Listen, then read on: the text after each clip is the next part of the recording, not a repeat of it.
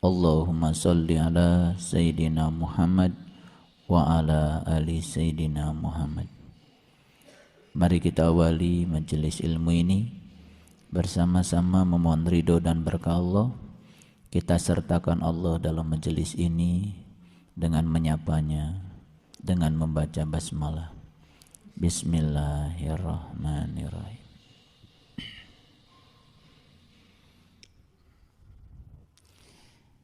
Di dalam Al-Quran ada pernyataan faman syahida minkumus syahra falyasumhu.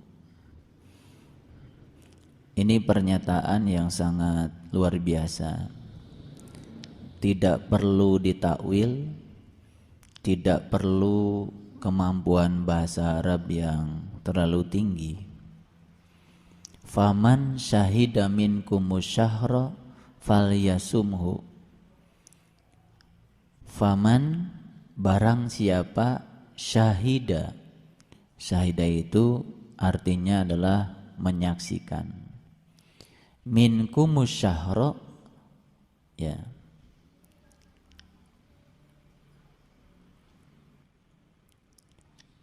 Menyaksikan apa? Menyaksikan syahra. Syahra itu adalah bulan. Falyasumhu, maka laksanakan saum. Berdasarkan ayat itu kita bisa mengambil kesimpulan bahwa orang-orang yang boleh melaksanakan saum adalah orang-orang yang sudah melihat bulan, yang sudah menyaksikan bulan. Faman syahida minkumus syahra falyasumhu. Barang siapa yang menyaksikan bulan, maka mereka hendaklah melaksanakan saum. Ini simetri dengan perintah Allah tentang saum. Ya ayyuhalladzina amanu kutiba alaikumussyam. Hai orang-orang yang beriman, diwajibkan kepadamu untuk melaksanakan saum. Gitu. Sebagaimana yang sudah diwajibkan kepada umat-umat yang terdahulu, supaya kamu menjadi orang-orang yang bertakwa. Jadi syarat saum itu di satu ayat Allah mengatakan harus dengan iman. Itu syarat saum. Nah, ternyata syarat saum yang kedua di ayat lain adalah harus melihat bulan. Gitu. Nah, sekarang persoalannya adalah apa hubungannya iman dengan melihat bulan? Iya kan? Ini harus dipahami secara jernih, cerdas, agar kita bisa mendapatkan kesimpulan dari dua pernyataan yang berbeda yang seakan-akan memang berbeda. Jadi di satu ayat syaratnya saum itu adalah iman.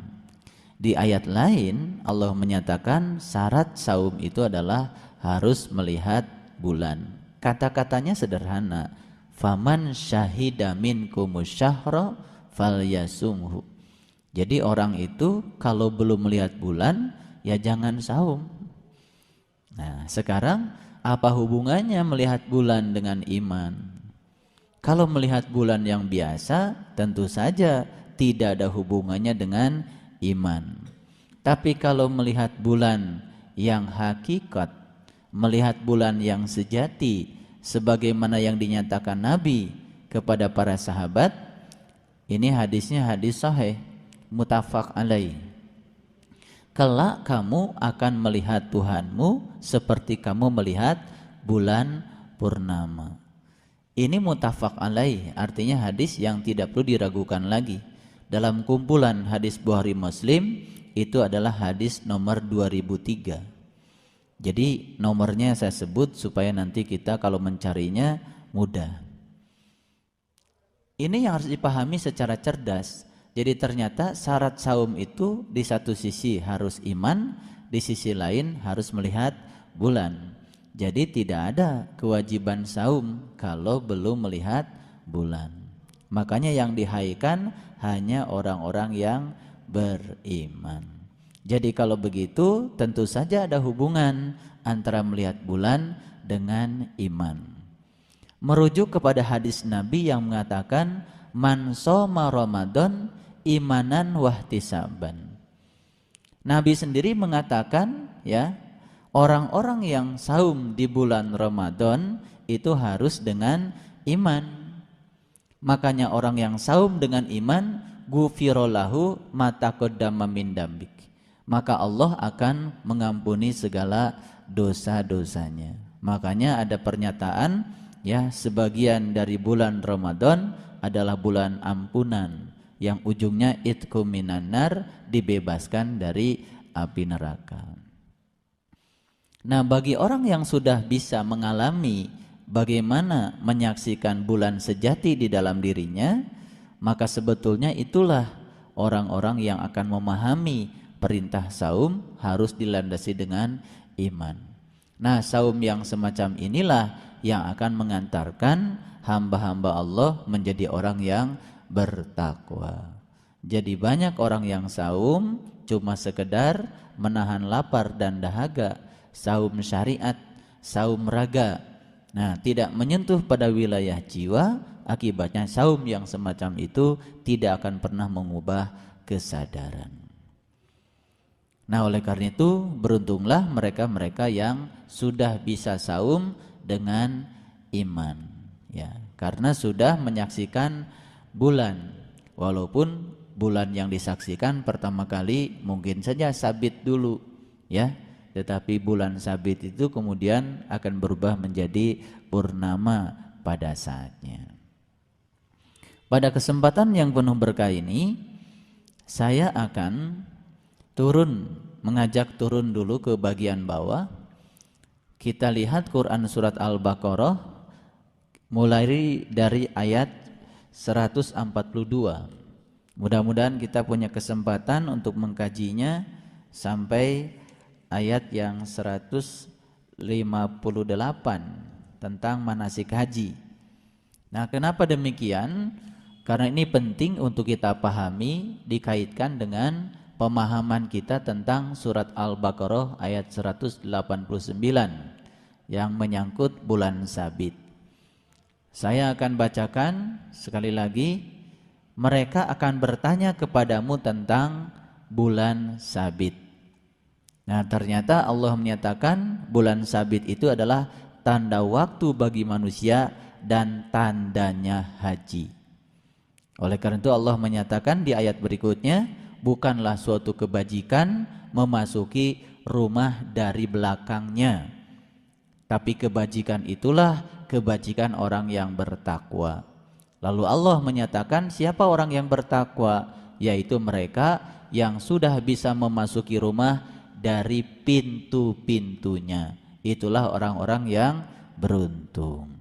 Jadi ternyata memasuki rumah Allah yang sejati itu tidak ada jalan lain kecuali memasukinya dari pintu-pintu yang sudah disediakannya. Kalau memasukinya lewat jalan lain, dalam bahasa Quran lewat jalan belakang, maka itu bukanlah suatu kebajikan. Banyak orang yang merasa dirinya sudah memasuki rumah itu, tapi lewat jalan belakang. Kata Allah, bukanlah itu merupakan suatu kebajikan, karena kebajikan itu adalah kebajikan orang yang bertakwa. Siapa orang yang bertakwa? Yaitu orang yang memasuki bait itu dari pintu-pintunya. Itulah orang-orang yang beruntung. Nah, sekarang timbul lagi pertanyaan, saum itu untuk menghasilkan orang yang bertakwa. Saum itu syaratnya dua. Yang pertama harus iman, yang kedua harus melihat bulan. Sedangkan di ayat lain Allah menyatakan orang yang bertakwa itu adalah orang yang memasuki baitnya dari pintu-pintunya. Nah, ada lagi suatu hubungan kalau begitu. Jadi kalau begitu saum itu ada kaitan dengan memasuki rumah dari pintunya. Nah, kalau orang yang sudah bisa memasuki rumah lewat pintu itu, kemudian dia itu menghindarkan segala kehidupan-kehidupan yang bersifat duniawi, itulah saum yang sebenarnya. Itulah saum hakikat. Maka orang yang saum seperti itu paling tidak dia akan menyaksikan bulan sabit, paling tidak ya. Nah, syukur-syukur kalau menyaksikan purnama, syukur-syukur kalau menyaksikan 1000 bulan. Nah, itu namanya Lailatul Qadar. Jadi semua itu petanya menjadi amat jelas ya kalau kita membacanya secara komprehensif Al-Quran itu. Tapi kalau kita mengartikan takwa berdasarkan persepsi kita, mengartikan saum berdasarkan kebanyakan orang melakukannya, menerjemahkan Lailatul Qadar seperti orang memahaminya, tidak langsung kita tujukan pada Al-Quran, kita akan mendapatkan pemahaman yang parsial, artinya tidak menyeluruh. Jadi semakin kelihatan ya tautan konsep antara satu bagian dengan bagian yang lainnya. Nah, makanya kenapa saya bilang tadi mudah-mudahan kita bisa kupas dari ayat 142 sampai ayat 158, karena di ayat 158 itu murni cerita tentang manasik haji. Jadi ada hubungan ternyata saum dengan haji. Luar biasa sebetulnya. Baik, apa isi dari Quran surat Al-Baqarah ayat 142? Isinya sebetulnya cerita tentang kiblat. Ya. Saya sering mengulang-ulang, kalau kita pergi umroh, pergi haji, maka ziarah di Madinah itu kan dimulai dengan ziarah di Masjid Quba. Nah, dari Masjid Quba kemudian kita menuju ke Jabal Uhud. Uhud itu dari Ahad. Ahad itu sebetulnya adalah 1. Nah, setelah dari Jabal Uhud kemudian kita menuju Qiblatain.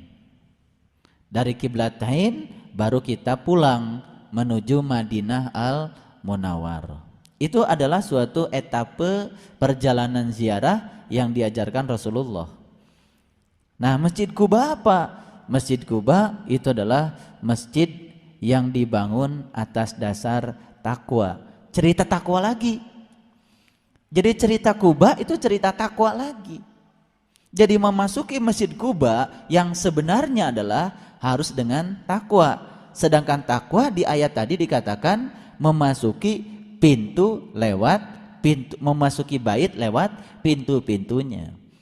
Nah, ketika kita masuk ke Masjid Quba secara syariat, biasanya kan kita melaksanakan sholat sunat tahiyatul masjid.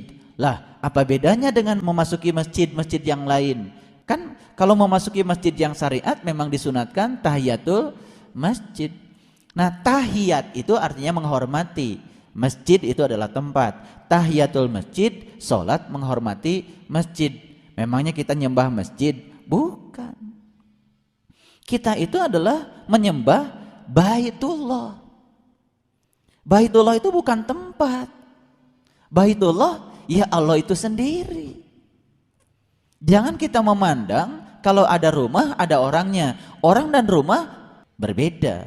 Tapi kalau kita memandang kata Baitullah dengan Allah, jangan seperti kita memandang kita dengan rumah kita. Ada rumahnya, ada penghuninya. Tidak seperti itu. Pada tingkat yang lebih tinggi lagi dari pemahaman spiritual, Baitullah itu apa? Ya Allah itu sendiri. Itu pada tingkat yang lebih lanjut. Nah, makanya memasuki Baitullah adalah memasuki Allah sebetulnya. Nah, jadi oleh karena itu maka ziarah di Madinah itu dimulai dengan apa? Memasuki Masjid Quba. Nah, Masjid Quba itu ada hubungannya dengan takwa. Bagaimana memasuki bait supaya kita takwa? Bagaimana memasuki bait dengan jalan takwa? Memasuki bait dengan jalan takwa kata Allah adalah masuki dari pintu-pintunya. Berarti Masjid Quba itu ada pintunya. Iya dong, kalau nggak ada pintunya nggak bisa kita masuk. Nah, tetapi pintu yang mana? Pintu yang mana? Pintu yang disediakan oleh Allah secara khusus. Jadi kalau begitu Masjid Quba tidak di sana. Masjid Quba ya di sini. lebih dekat kepada kita melampaui dekatnya urat leher kita. Makanya setelah memasuki Masjid Quba, berikutnya kita akan memasuki Jabal Uhud. Jabal itu kan gunung, Uhud itu adalah ahad, ahad itu satu. Jabal Uhud adalah gunung tempat menyatu. Makanya Jabal Uhud itu ya, Jabal Uhud itu panjangnya 7 kilo. Muncul lagi di situ angka 7, luar biasa. Nah, ternyata yang luar biasa di Jabal Uhud itu pernah terjadi perang Uhud. Nah, perang Uhud itu sahabat Rasul semuanya 100. Yang meninggal 70, yang hidup 30. Luar biasa lagi. Ya, angka yang muncul di situ adalah angka 7 dan 3. Ketika kita bisa mengkosongkan yang 7, itu namanya mematikan yang 7, maka kita akan mendapatkan kehidupan 3. Betul nggak? Ya. Yang 3 itu apa? Nur Insani, Nur Muhammad, dan Nurullah. Nanti kita akan bahas di sini. Di rentetan ayat ini akan kita bahas. Ini biasa, mukadimahnya dulu supaya masuknya nanti tidak terlalu sulit. Pemanasan dulu. Luar biasa ya. Jabal Uhud itu panjangnya 7 km. Sahabat Rasul yang terlibat perang Uhud 100, yang meninggal 70 dan yang hidup 30. Memang untuk bisa menghidupkan itu harus dengan cara mematikan. Nah, saya pernah cerita, kalau kita punya telur, telur itu kalau dipecahkan dari luar, semua bakal kehidupan di dalam telur itu hancur. Paling jadi telur mata sapi. Jadi kalau telur dipecahkan dari luar, dipecahkan dengan kekuatan dari luar, semua bakal kehidupan di dalam telur itu musnah. Tapi kalau telur itu dipecahkan dengan kekuatan dari dalam, maka ternyata begitu pecah menghasilkan suatu kehidupan baru yang bernama anak ayam. Dan anak ayam nanti jadi ayam remaja, setelah itu dewasa kawin, menghasilkan puluhan telur lagi, dipecahkan lagi dari dalam, menghasilkan kehidupan. Satu telur bisa menghasilkan miliaran kehidupan. Demikian juga belajar spiritual. Kalau belajar spiritual dengan kekuatan dari luar, begitu yang mendorong tidak ada, mati. Tidak ada kehidupan spiritual. Tapi kalau spiritual itu dibangun dengan kekuatan dari dalam, dari malak dari dalam, dari tekad dari dalam, dari rasa dari dalam, itu yang akan menumbuhkan kehidupan spiritual. Jadi kenapa banyak orang seperti sudah berspiritual tetapi tidak hidup spiritualnya, boro-boro menghidupkan dirinya, boro-boro menghidupkan lingkungannya, menghidupkan dirinya saja dia tidak bisa karena dia sangat bergantung pada kekuatan dari luar. Itulah spiritualnya syariat. Makanya kalau orang belajar agama dari syariat cuman disembah raga, dia cuma mengandalkan dorongan-dorongan dari luar, isin upami teu ngaos, isin upami teu salat, isin upami teu puasa. Dorongannya semua dari luar, tidak akan pernah menumbuhkan kehidupan. Dorongan dari luar bahkan justru akan mematikan kehidupan yang di dalam. Tetapi kalau dorongan dari dalam, kekuatan dari dalam, itu yang menghasilkan banyak kehidupan. Makanya banyak orang yang belajar spiritual dengan dorongan dari dalamnya, bukan sekedar dia menghidupi dirinya sendiri, tapi dia memberikan manfaat kehidupan pada orang lain. Ayo kita pecahkan telur itu dari dalam, dengan kekuatan dari dalam. Jangan pecahkan dengan kekuatan dari luar. Bagaimana memecahkan telur dari dalam? Bagaimana membangun kekuatan dari dalam? Kekuatan dari dalam diri kita yang luar biasa adalah kekuatan Allah. Karena Dia yang maha kuat. Disebutnya juga Al-Qawi, yang maha kuat. Jadi kalau kita ingin membangun kekuatan dari dalam, berarti dengan cara mengenalkan diri kita kepada Allah. Jadi cocok dengan kata-kata Nabi yang mengatakan bahwa awalnya agama adalah ma'rifatullah. Nah, ma'rifatullah inilah yang akan membangun kekuatan dari dalam. Jadi kalau belajar agama dari syariat sama saja dengan memecahkan telur dari luar. Tapi belajar agama dengan memulainya dengan ma'rifat itu sama dengan memecahkan telur dengan kekuatan dari dalam. Makanya beda. Orang yang cenderung pada kekuatan dari luar, ikhlasnya sulit. Ikhlasnya pun ikhlas-ikhlasan. Tapi orang yang memecahkan kekuatan dirinya dari dalam, ikhlasnya ikhlas yang benar. Nah, makanya kenapa kita tidak maju-maju dalam belajar spiritual? Karena kita terlalu mengandalkan kekuatan dari luar. Itulah yang disebut dengan riya. Ada riya nifak, ada riya adat. Riya nifak itu artinya melakukan sesuatu karena ada keinginan, ada muatan. Itu masih dorongan dari luar. Dorongan dari luar. Mau tahajud karena ada keinginan. Itu keinginan itu dari luar. Mau duha karena ada dorongan dari luar. Itu dari luar. Makanya tahajudnya rajin, duhanya rajin, tapi tidak tumbuh spiritualnya. Karena dia didorong oleh kekuatan dari luar. Ada lagi yang disebut dengan riya adat. Riya adat itu apa? Melaksanakan sesuatu karena bergantung pada adat. Lumrahnya orang seperti itu. Nah, ikut Jumatan karena lumrahnya di sini pada Jumatan. Ikut tarawih karena lumrahnya di sini pada tarawih. Itu namanya riya juga. Cuman riyanya riya adat. Dorongannya itu dari kultur. Dari kebiasaan orang melakukannya. Itu juga tidak akan pernah menumbuhkan spiritual. Jadi saya berikan pencerahan sekarang. Kenapa banyak orang yang sepertinya sudah cukup rajin dalam beragama tapi tidak tumbuh rasa kasih sayangnya, tidak tumbuh kepeduliannya, tidak semakin dewasa, tidak semakin berjiwa besar? Saya sampaikan kemarin waktu di radio, ciri orang yang berjiwa besar salah satunya apa? Orang yang berjiwa besar bisa mengolah kegagalan menjadi sesuatu yang berarti untuk menuju kepada suatu kesuksesan. Bahkan kesuksesan dia dibesarkan lewat kegagalan karena dia berjiwa besar. Tapi orang yang berjiwa kerdil, dia akan ditenggelamkan justru oleh kegagalan. Jadi kalau ada orang yang tenggelam karena kegagalan, itu artinya karena dia berjiwa kerdil.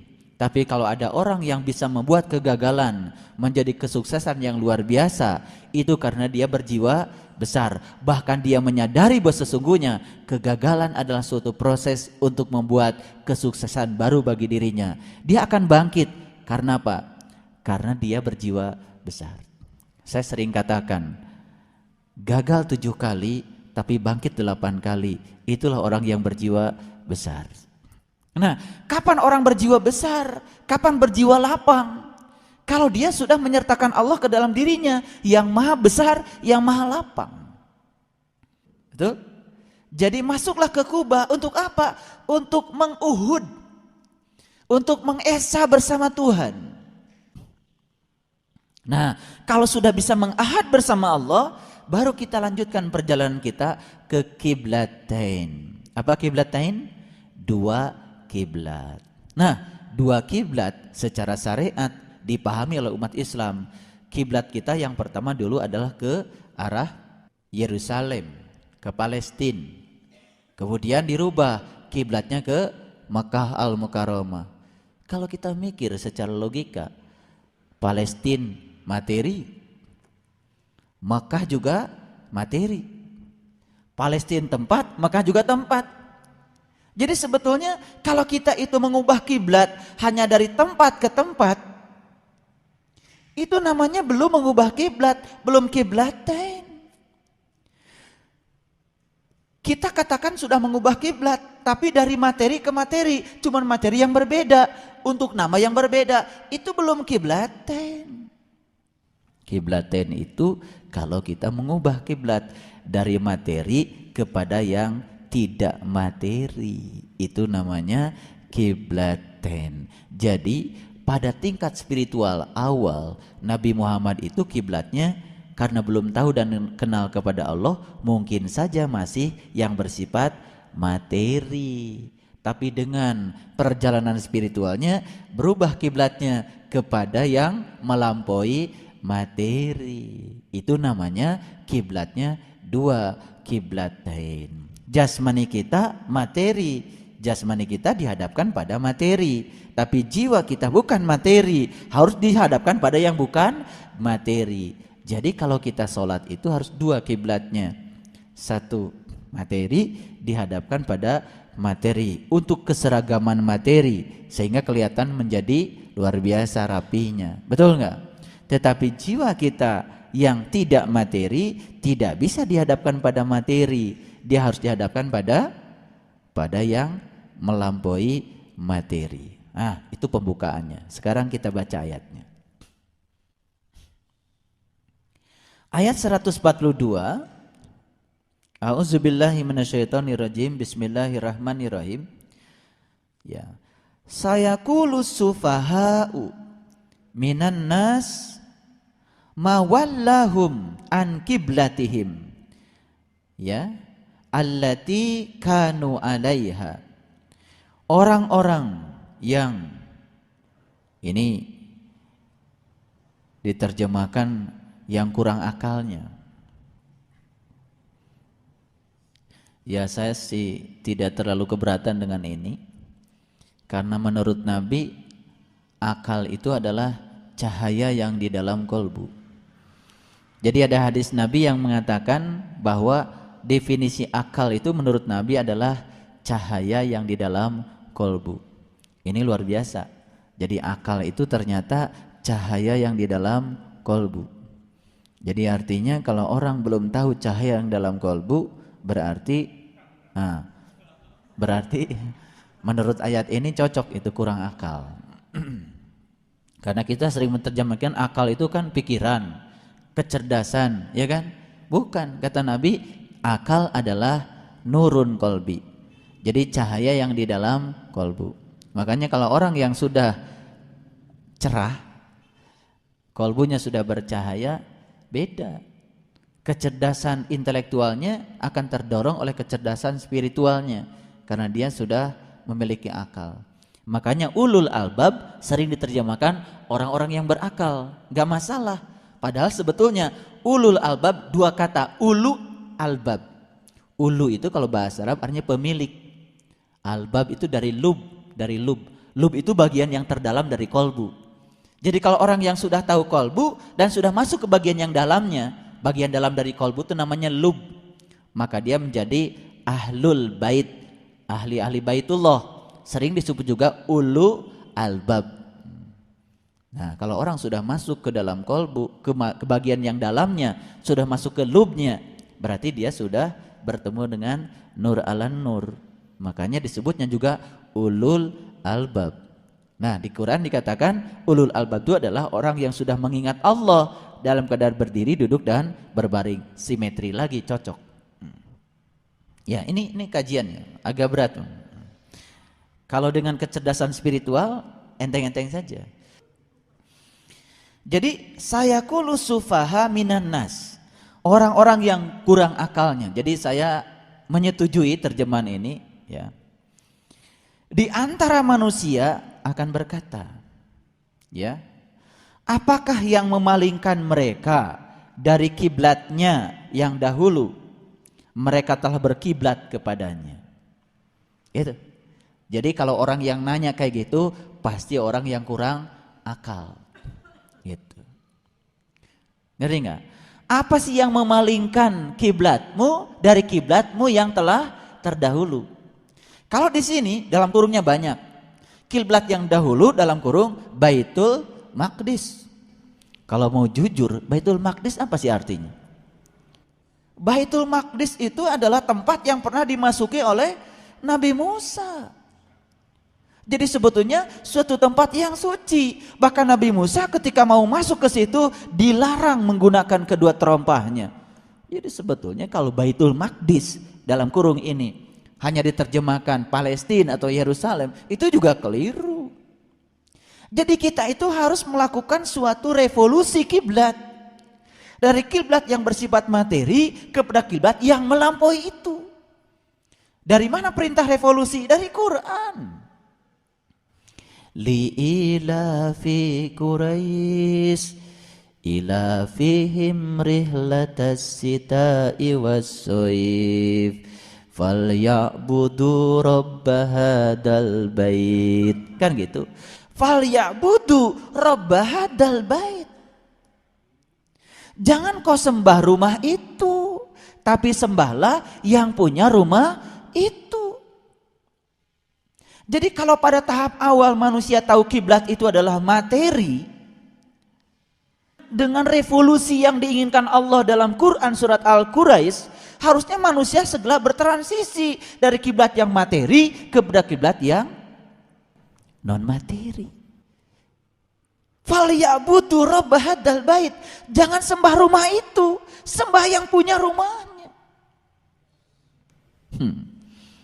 Orang begitu nyampe di Masjidil Haram yang pertama kali nyampe sana, langsung histeris, teriak-teriak. Kenapa dia teriak? Itu adalah kerinduan kepada Allah. Baru ketemu simbolnya saja sudah begitu histeris. Yang paling berbahaya ketika dia merasa bahwa dia telah sampai di rumahnya. Kemudian dia berkeliling 7 kali dan merasa sudah menjadi tamunya. Ya Allah, mau berkeliling 70.000 kali, kalau masih di luar belum jadi tamunya, dan otomatis tidak akan pernah disuguhi apa-apa. Ya tamu baru disuguhi kalau sudah duduk di dalam. Duduk di dalam, sopan, baru disuguhi.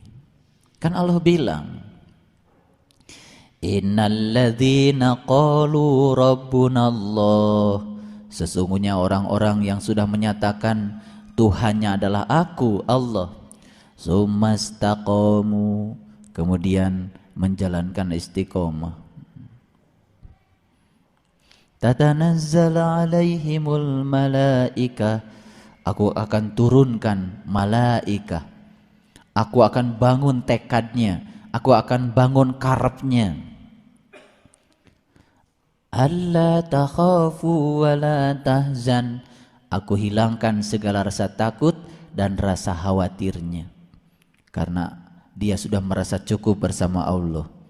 Kan di Quran surat Ad-Duha yang sudah kita bahas, wa wajadaka ailan fa agna, aku dapati kamu dulu selalu merasa kekurangan, walaupun apa yang kamu mau sudah aku penuhi. Tapi terus saja merasa kekurangan, fa'agna, kemudian aku mencukupkannya.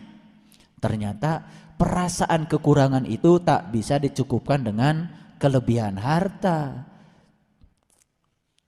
Perasaan kekurangan itu hanya bisa dicukupkan dengan Allah. Jadi dulu kita mengatakan orang kaya adalah orang yang memiliki harta. Betul?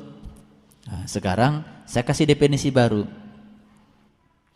Ya, orang kaya memiliki harta dan dia dimiliki oleh hartanya, sebetulnya dia berubah menjadi orang yang sengsara. Paham? Dia kaya. Menurut kacamata kita, dia kaya karena memiliki banyak harta. Padahal kalau kita deketi dia, kunaon ibu teh, ayeuna mah asa tarangaos, sibuk. Gimana tuh udah, upama teh dilongokan pabrik nu itu kumaha, pabrik nu ieu kumaha, pabrik nu itu kumaha. Kalau kita jujur saja, kata memiliki itu sudah berubah bagi dia. Dia sebetulnya tidak memiliki harta, tapi dia dimiliki oleh harta. Kalau orang yang memiliki harta, biasanya dia kendalikan semua yang dia miliki.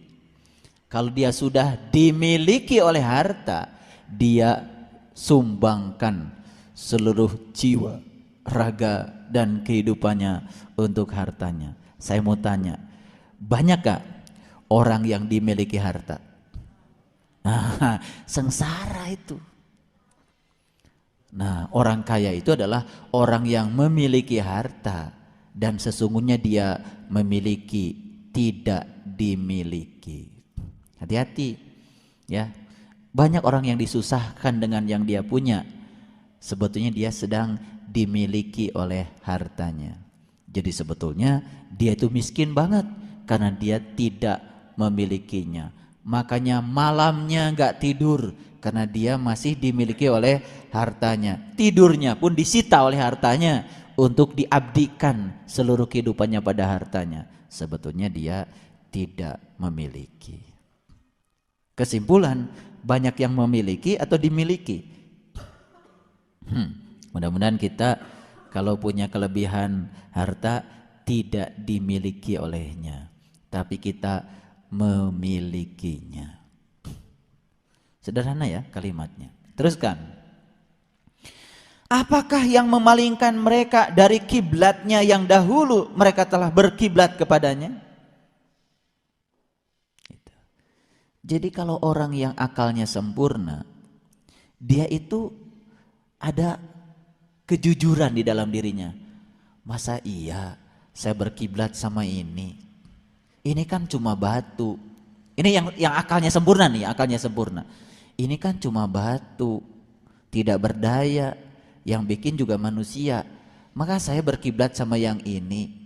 Timbul suatu kegelisahan dalam dirinya mencari kiblat yang satu lagi. Ini yang akalnya sempurna. Tapi yang kurang akalnya malah ngeyel. Ngapain kamu cari kiblat yang lain lagi? Kan cukup ini. Itu kira-kira kalau menggunakan bahasa saya. Ngerti nggak? Jadi Quran itu harus dibahasakan dalam bahasa yang lebih jernih gitu supaya jadi kelihatan yang punya akal dengan yang nggak punya akal. Berapa tahun kita juga nggak berakal. Oh, betul nggak? Tapi kalau disebut nggak berakal, pasti marah. Marah luar biasa. Saya ini manusia sempurna. Dan kesempurnaan manusia itu justru akalnya. Iya, kesempurnaan manusia itu adalah akalnya. Bahkan di Quran dikatakan manusia yang sudah menggunakan kolbunya untuk memahami, itulah manusia. Tapi manusia yang belum menggunakan kolbunya untuk memahami, dia adalah binatang. Bahkan lebih sesat dan lebih hina daripada binatang. Jadi bedanya manusia dengan binatang itu menurut Quran sederhana. Yang satu sudah menggunakan kolbunya, yang satu belum menggunakan kolbunya. Yang sudah menggunakan kolbunya terang benderang, yang belum menggunakan kolbunya gelap gulita. Cocok dengan definisi Nabi, akal adalah nurun fi kolbi, yaitu cahaya yang ada dalam kolbu, itu akal. Awas, jangan bilang saya ini kan pangkatnya juga udah tinggi pak, saya ini kan sudah guru besar. Gak ada hubungan. Nggak ada hubungan, ya. Jadi tidak bisa kita menjustifikasi kemuliaan manusia dengan gelar akademik, apalagi kepangkatan. Nggak bisa, ya. Nabi Muhammad juga tidak pernah dapat gelar fungsional. Manusia sempurna. Baik, kita teruskan. Sampai sini ngerti ya? Oke, teruskan lagi. Katakanlah, kepunyaan Allah lah timur dan barat. Dia memberi petunjuk kepada siapa yang dikehendakinya ke jalan yang lurus. Subhanallah. Jadi ketika kita gelisah, masa iya kiblat saya yang kayak gini? Masa iya saya harus mengkiblati yang kayak gini? Gitu. Kalau ada keraguan, kemudian dia mencari, maka Allah bilang, yahdi mayyasha ila sirati mustaqim. Aku akan tunjuki kamu ke jalan siratal mustaqim. Masih ingat dulu waktu saya membahas Quran surat Ad-Duha, fa ammal yatima fala takhar wa amma sa'ila fala tanhar. Aku dapati kamu dulu suka berlaku sewenang-wenang pada yatim. Aku dapati dulu kamu suka menghardik yang minta-minta. Masih ingat itu? Ada yang minta dari dalam, ada yang minta-minta dari dalam, kita hardiknya. Betul nggak?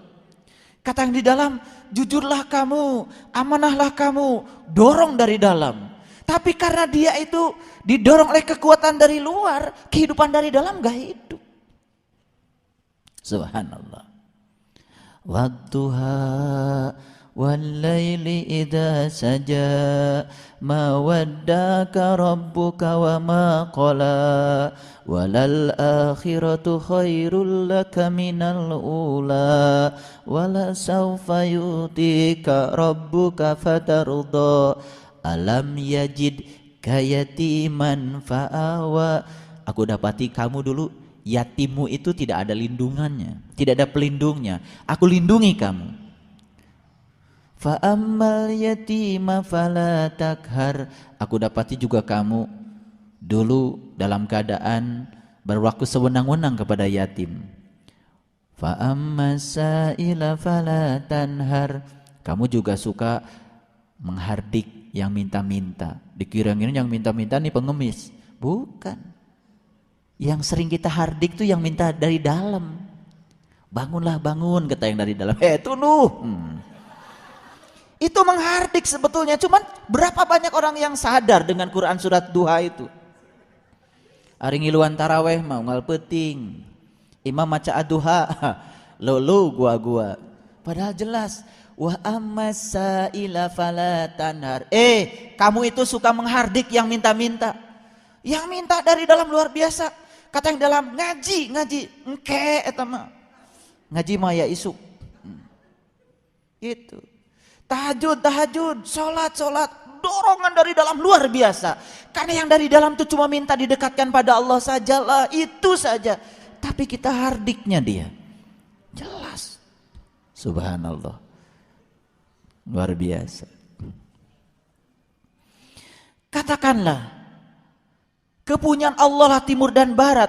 Dia hanya memberi petunjuk kepada siapa yang dikehendakinya. Tolong perhatikan. Yahdi mayyasha ila siratim mustaqim. Allah akan menunjukkan kepada yang dia kehendaki ke jalan siratal mustaqim. Siapa yang akan dikehendaki? Yang tadi itu, yang gelisah. Ada apa sih pada diri saya, kok saya merasa kurang? Padahal pangkat sudah naik.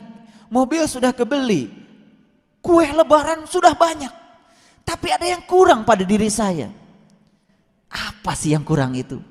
Gak ngerti mereka. Sebetulnya yang kurang itu adalah Allah belum bersama dia.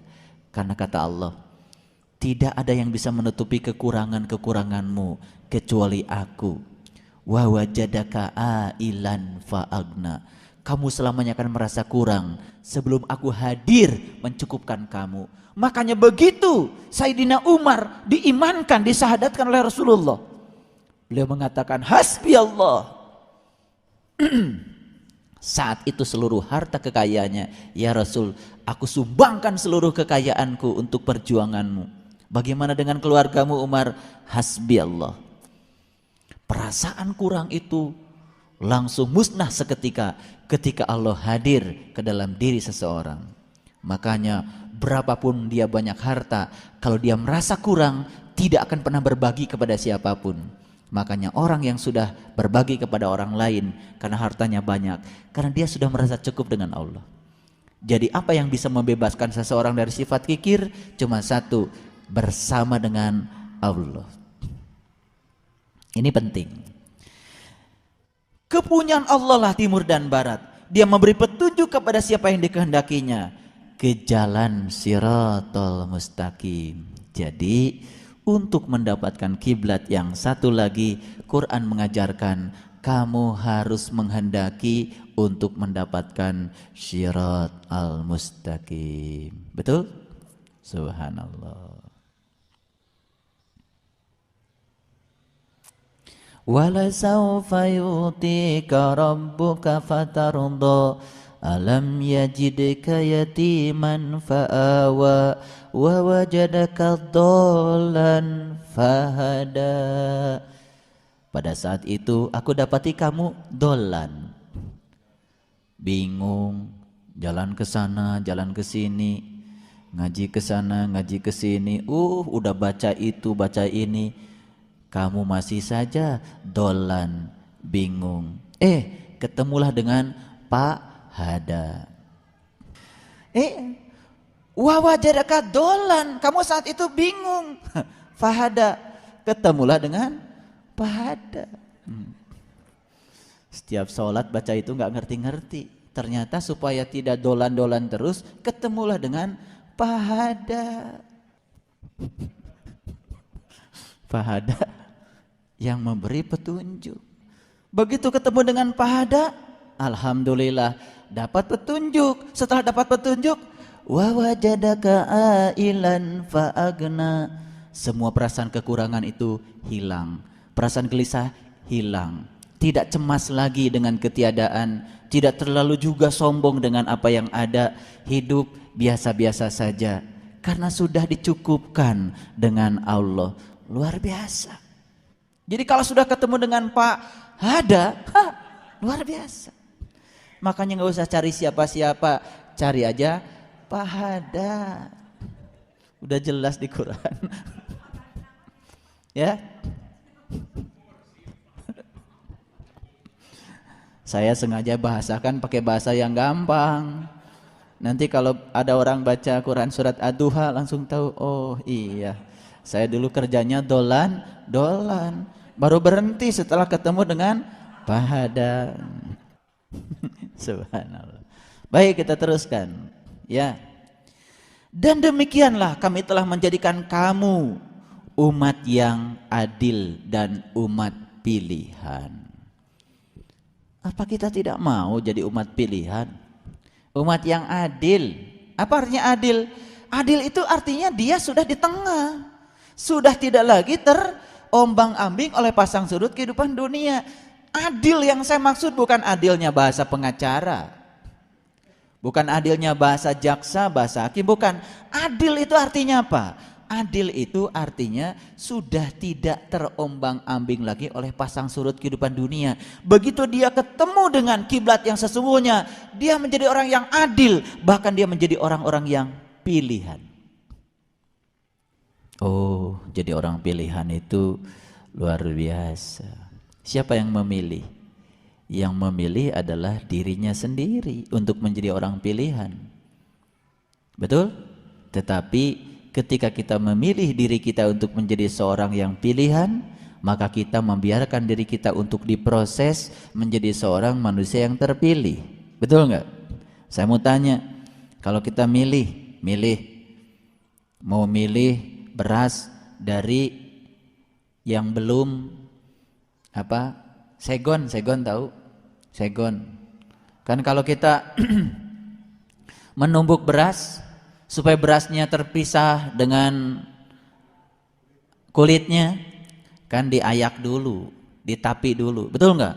Berulang-ulang sampai mendapatkan yang pilihan. Kita aneh, ingin jadi manusia terpilih, ingin dipilih, tapi ketika Allah memproses kita pada suatu proses pemilihan, kita nggak siap, diayak heula, diayak, betul nggak? Iya, ditapi, betul nggak? Di alung-alung heula kan? Iya, di alung-alung heula. Alungkeun ka luhur, kahanap deui. Alungkeun ka luhur, kahanap deui. Ya, ingin jadi yang terpilih tapi pengen tanpa risiko. Aneh. Beras sebelum dipilih di alung-alung heula. Betul nggak? Subhanallah. Alungkeun ka luhur, ragrag deui. Alungkeun ka luhur, ragrag deui. Betul nggak? Akhirnya terpilih dia. Kita baru dialungkan sekali ke ragrag langsung letoy. Gimana mau jadi pilihan? Diproses oleh Allah. Karena di sini Allah mengatakan orang-orang yang ditunjukkan ke jalan Shiratal Mustaqim itu adalah orang-orang pilihan. Jadi kalau dipilih bukan langsung digini sama Allah, kamu dipilih, bukan begitu, diproses. Makanya di Quran surat Al-Ankabut itu dikatakan, ahasiban nas ayutraku ayakuluna amana wa hum la yuftanun? Apa kau mengira akan biarkan kau mengatakan iman sementara aku tidak mengujinya? Dan di ayat berikutnya Allah mengatakan, ujian ini adalah untuk memilih siapa di antara kamu yang benar-benar imannya dan siapa yang imannya palsu. Itu di ayat berikutnya. Jadi yang palsu dengan yang iman itu akan dipilih, diayak. Ya, jadi kalau sampai hari ini kita masih belum siap untuk menjadi orang yang terpilih, karena kita tidak membiarkan diri kita untuk dipilih, sampai kapanpun tidak akan pernah menjadi manusia pilihan. Ya, kuncinya itu saja. Hoyong nanti noraos wae. Ya Allah.